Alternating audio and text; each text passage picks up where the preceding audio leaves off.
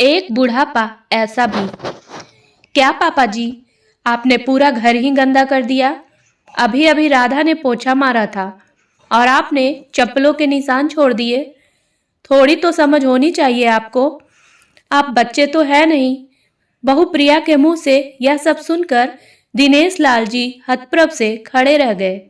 कैसे पुलिस की नौकरी में सिर्फ उनकी एक आवाज ने बड़े से बड़े मुजरिम को हिलाकर रख दिया था, और आज उनकी बहू उन्हीं के घर में इतना सुना रही है। तभी पत्नी कमला जी ने उन्हें सोफे पर बैठाते हुए कहा, कोई बात नहीं जी, बहू की बातों का क्या बुरा मानना, बस जुबान की तेज है, बाकी उसके मन में ऐसा कुछ नहीं है। दिनेश लाल जी ने पत्नी की आंखों में देखा, जैसे पूछ रहे हो सच में, और फीकी सी हंसी उनके होठों पर तैर गई, लेकिन आंखों के कोर थोड़े से नम हो गए।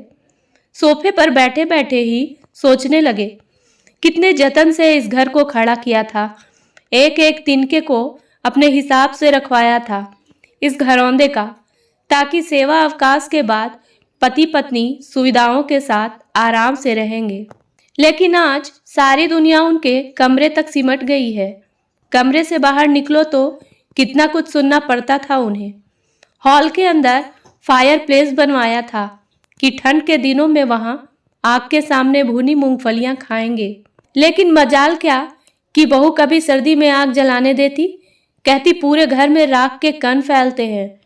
फिर वह चिमनी वैसे ही रंगी पुती दिखती थी, एकदम उजली, क्योंकि बहू को वैसे ही पसंद थी।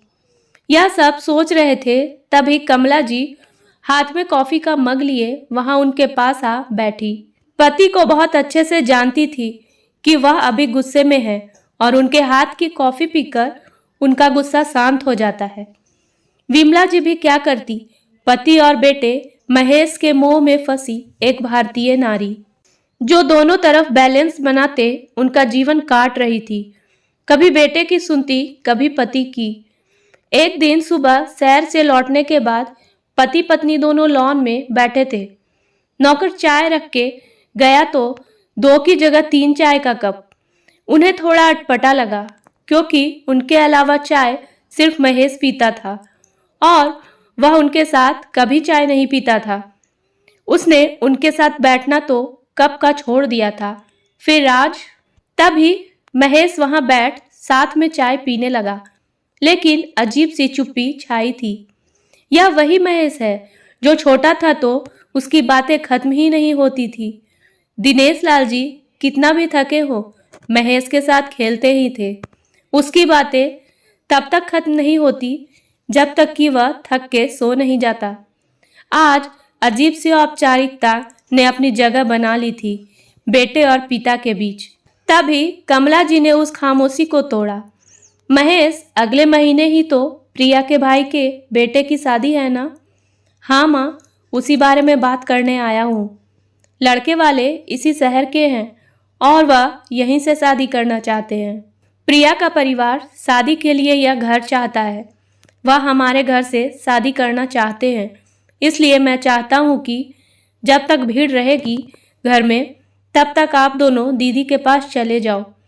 आप दोनों को भीड़ भाड़ में असुविधा होगी, और दीदी भी इसी शहर में है, तो आप लोगों को कोई तकलीफ भी नहीं होगी।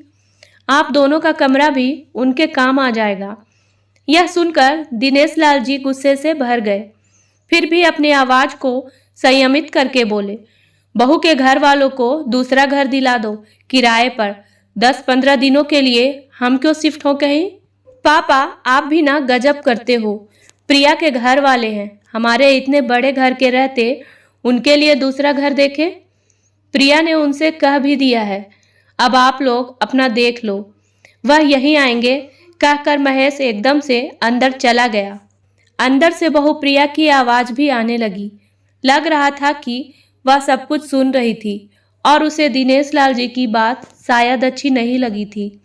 आज कमला जी के आंखों से आंसू बह रहे थे और दिनेश लाल जी ने उन्हें अपना कंधा दिया, जैसे कह रहे थे कि अभी मैं जिंदा हूँ, सब ठीक कर दूंगा।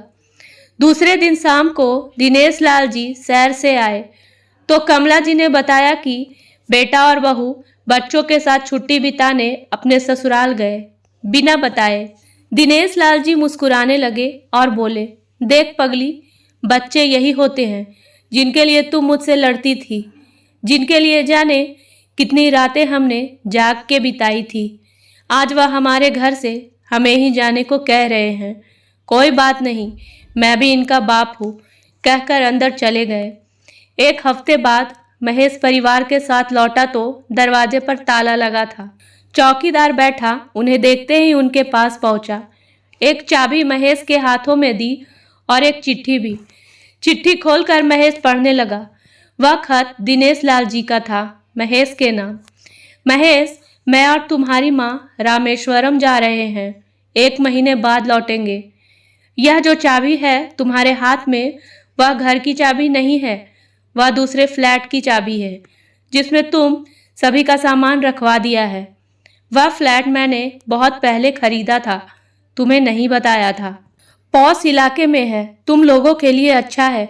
अगर अच्छा ना लगे तो अपने हिसाब से घर ले लेना। यह घर मेरा है और तुम्हारी माँ का है और हमारा ही रहेगा। इसमें से हमें कोई नहीं निकाल सकता। अभी तक सब कुछ बर्दाश्त करता रहा था कि तुम्हारी माँ खुश रहे, लेकिन अब तुम्हारी बातों से उसकी आंखों में आंसू आए, यह मैं बर्दाश्त नहीं कर सकता।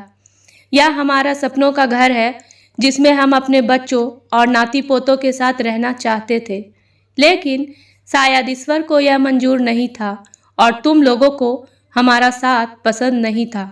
वह घर मेरे और माँ के तरफ से तुम लोगों के लिए आशीर्वाद स्वरूप है। इच्छा होगी तो रखना, वरना वापस कर देना। माता पिता होने के नाते हम अपना आत्मसम्मान नहीं खो सकते। हमारे बाद यह घर ट्रस्ट का होगा जो यहाँ वृद्धाश्रम बनाएगा। इस घर पर तुम्हारा या तुम्हारी बहन का कोई अधिकार नहीं होगा। मैंने यह बात तुम्हारी बहन को भी बता दी है और वह मेरे फैसले से खुश है। उम्मीद है तुम भी होगे। तुम सब खुश रहो। तुम्हारा पिता। पत्र खत्म होते ही महेश जड़ हो चुका था। आंखों में आंसू थे, लेकिन यह पता नहीं था कि वह आंसू पश्चाताप के थे या बड़े से घर को खोने का, या फिर इस एहसास के टूटने का कि पिता की जायदाद अंत में बेटे की ही होती है। उम्मीद है दोस्तों कहानी पसंद आई होगी, तो मेरे वीडियो को लाइक करें और मेरे चैनल को सब्सक्राइब करना ना भूलें। धन्यवाद।